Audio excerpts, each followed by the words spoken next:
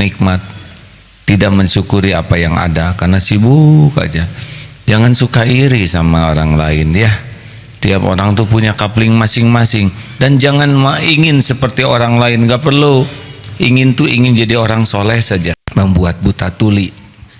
Kalau cinta ke makhluk, cinta ke benda bisa membuat buta tuli kepada kebenaran. Kalau sudah cintanya melampaui kadar yang diperbolehkan untuk makhluk. Nomor selanjutnya, Rubama kunta musian fa'arakal ihsana minka suhbatuka man wa aswa'u halan minka. Kemungkinan engkau berbuat kekeliruan atau dosa, maka ditampakkan kepadamu sebagai kebaikan. Oleh karena persahabatanmu kepada orang yang jauh lebih rendah akhlak atau imannya daripadamu. Ya, kalau kita berteman dengan yang maaf ya akhlaknya kurang baik, kita berbuat dosa juga bisa didukung. Atau ginilah, kita berkumpul dengan yang selalu tidak sholat. Kita sholat 2 rakaat aja atau sholat hanya 2 kali dari 5 sudah dianggap soleh. Padahal ini kan sebuah kemungkaran. Jadi kalau kita dengan standar akhlaknya belum baik, kita baik dikit saja sudah dianggap sangat baik. Makanya cari kawan yang standarnya lebih tinggi dari kita, sehingga kita terkatrol terus. Bukan tidak boleh bergaul dengan yang kurang baik akhlaknya, malah harus jadi ladang dakwah. Tapi kalau sudah menjadi sahabat karib, nah kita akan terwarnai.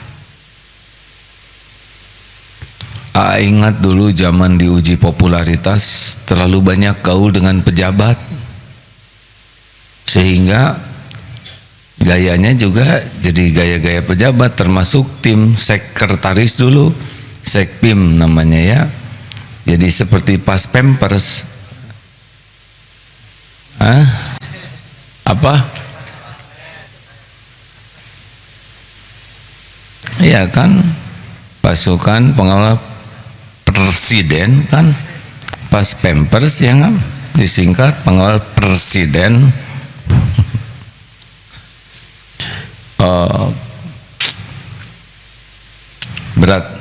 berat standar yang salah bagi seorang yang berada di lingkungan pesantren. Harusnya seperti yang diwasiatkan oleh Rasulullah kepada Abu Dzar. Masih ingat 7 wasiat Rasulullah kepada Abu Dzar? 1, cintai orang miskin dan bergaul dekat dengan orang miskin. 2, melihat ke bawah kepada orang-orang, jangan melihat ke atas. 3, silaturahim walaupun terhadap orang yang kasar kepadamu. 4, katakan kebenaran walaupun pahit. Salah. 4, ucapkan la haula wala quwata illa billah. 5, katakan kebenaran walaupun pahit. 6, jangan takut kata-kata orang yang mencela di dalam berdakwah mengajak orang kepada Allah. 7, jangan meminta-minta apapun kepada manusia. Minta ke Allah saja. Tahu bagaimana cara menghafalkannya? Mau hafal tidak? Dalam tempo 5 menit sudah hafal semua. Mau? Dan susah lupa. Mau tidak diajari ini? Agak sedikit nih ya. Makanya bergaulnya dengan yang tahu ilmu jembatan keledai namanya. Jadi kalau ngedengar 1 yang kebayang sapu, 2 yang kebayang kuda, 1 sapu, 2 kuda, 3 yang kebayang segitiga, 4 yang kebayang ketupat, 5 yang kebayang delima, 6 yang kebayang orang senam, 7 juju yang kebayang baju. 1 apa? 2, 3, 4, 5, 6, 7. Nah, udah 1, 2, 3, 4, 5, 6, 7. Jadi caranya gini. Menurut Rasulullah, satu harus dekat dengan orang miskin dan mencintai orang miskin dan dekat dengannya. Bayangkan orang yang sedang nyapu tuh orang miskin. Sapu, oh lagi nyapu, orang miskin nyapu, kita harus cinta kepada mereka dan dekat. Yang kedua, bayangkan kuda lagi nunduk, lihat ke bawah, jangan ke atas. Nah, lihatlah kepada orang-orang tuh ke bawah, jangan lihat yang di atas. 3 apa? Segitiga. Ingat segitiga tuh nyambung, silaturahim, walaupun segitiganya kasar, ya. 4 apa? Ketupat. Ucapkanlah la haula wala quwata illa billah. Ketupat kan dimakan, ucapan la. Membuat ketupat itu membutuhkan la haula wala quwata illa billah. Tidak ada daya untuk membuat ketupat tanpa izin Allah, benar? 5, delima itu biasanya manis, yang ini pahit. Ketika mengucapkan kebenaran, pahit, katakanlah kebenaran walaupun pahit. 6, senam. Kita mendakwahi orang yang lagi senam, kemudian mereka tidak nerima, nggak apa-apa, katakanlah kebenaran. Ulangi. Yang ke-6, jangan takut orang yang mencela ketika berdakwah kepada Allah. Yang ke-7, baju. Nah, jangan minta baju ke siapa-siapa, ya. 1 apa? Bukan sapunya. 1, kebayang. 2, 3, jelaskan. 3 apa? Sambungkan silaturahmi walaupun, ya, lihat segitiganya kasar. 4, ya, berbanyak ucapan la haula wala quwata illa billah. 5, ucapkan kebenaran walaupun pahit. 6,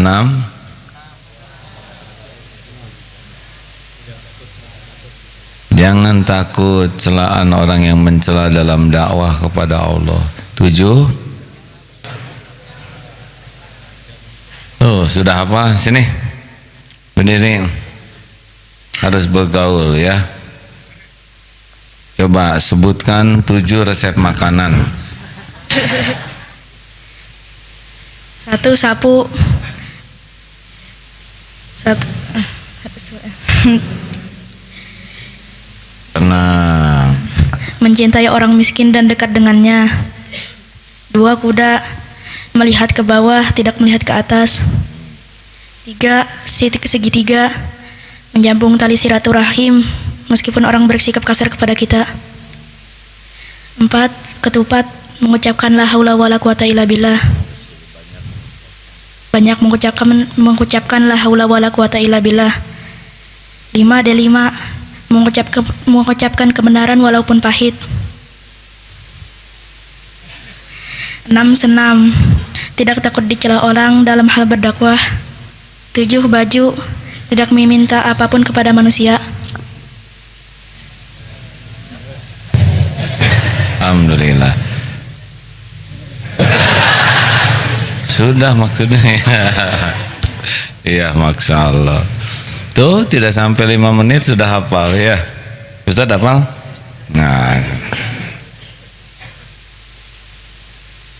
ya, jadi kita justru kalau mau cari teman yang miskin, yang fakir, karena itu akan membuat hati kita lebih lembut, lebih banyak bersyukur dengan apa yang Allah berikan kepada kita, benar? Dan orang miskin itu, kaum duafa itu doanya luar biasa. Kita ngasih 5.000 kepada orang kaya, tidak ada apa-apanya, tapi ngasih 5.000 kepada orang yang tidak punya uang, akan keluar banyak doa itu. Yang kedua, jangan lihat ke atas. Kalau lihat tuh ke bawah, punya motor, lihat yang baru motor kita jadi jelek, benar? Pokoknya kalau kita lihat yang dikasih dunianya lebih, cenderung kita kufur nikmat, tidak mensyukuri apa yang ada karena sibuk aja. Jangan suka iri sama orang lain ya. Tiap orang tuh punya kapling masing-masing, dan jangan ingin seperti orang lain, gak perlu. Ingin tuh ingin jadi orang soleh saja. Tidak harus saudara seperti saya, karena tiap orang punya garis beda-beda. Ingin jadi orang yang disukai Allah, cukup, itu sudah cukup. Jadi apa saja ya yang disukai Allah udah selamat. Oh, saya ingin ceramah seperti Agim, terus niru. Ya kan, ya kan, ya kan. Nurutan Agim, malah dikutuk oleh yang dengar ya. Jangan, tidak usah ingin seperti orang lain, ingin jadi orang yang bertakwa saja sudah sangat cukup. Perlukah ingin jadi ulama? Tunggu dulu, apa maksudnya jadi ulama? Kalau jadi ulama yang dalam pikirannya hanya diundang orang, ceramah kesana sini, masuk TV, terkenal, dihormati orang, nggak usah pengen jadi ulama. Kalau ulama dalam pikirannya adalah sebagai aksesoris duniawi. Tapi kalau ingin jadi ulama karena dia orang yang takut kepada Allah, sehingga akhlaknya mulia, hatinya bersih, boleh. Yang ketiga apa? Sambungkan silaturahim. Kalau kita mendatangi orang yang sering ke kita tidak aneh, tapi kita mendatangi orang yang tidak mau datang ke kita itu bagus. Mendatangi orang yang bersikap tidak baik ke kita lebih bagus. Kan ada orang yang tidak datang ke kita karena tidak mau datang. Nah, kita baik ke ngedatengin orang yang tidak mau silaturahim, itu bagus. Kalau kita datang ke orang yang sering silaturahim ke kita, tidak apa-apa, itu sudah adil. Tapi kalau dia jarang ke kita, kita datang. Apalagi yang lebih hebat, dia sikapnya tidak enak ke kita dan kita tetap datang menyambungkan silaturahim. Ini lebih bagus. Gini, kita ngasih hadiah kepada orang yang suka ngasih hadiah, itu tidak aneh. Kita ngasih hadiah kepada orang yang tidak pernah ngasih apa-apa, itu lebih bagus.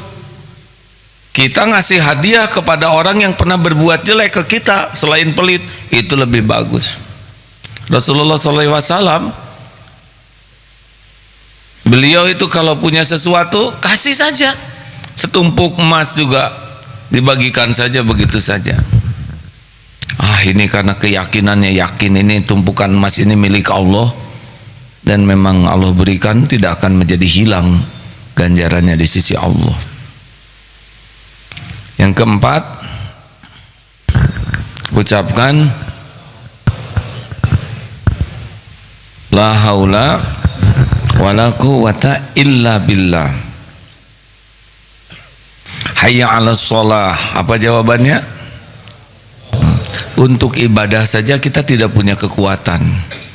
Nah, termasuk mencegah dari kemaksiatan, kita tidak punya kekuatan tanpa pertolongan Allah.